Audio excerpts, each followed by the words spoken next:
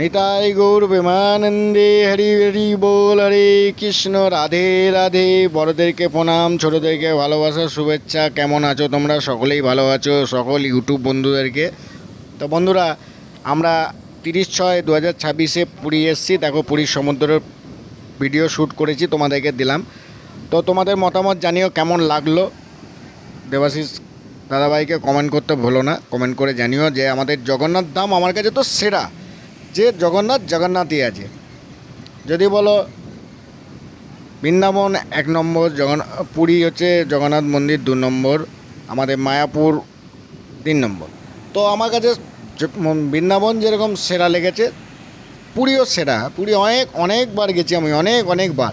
তো পুরীতে গিয়ে মন জুড়িয়ে যায়।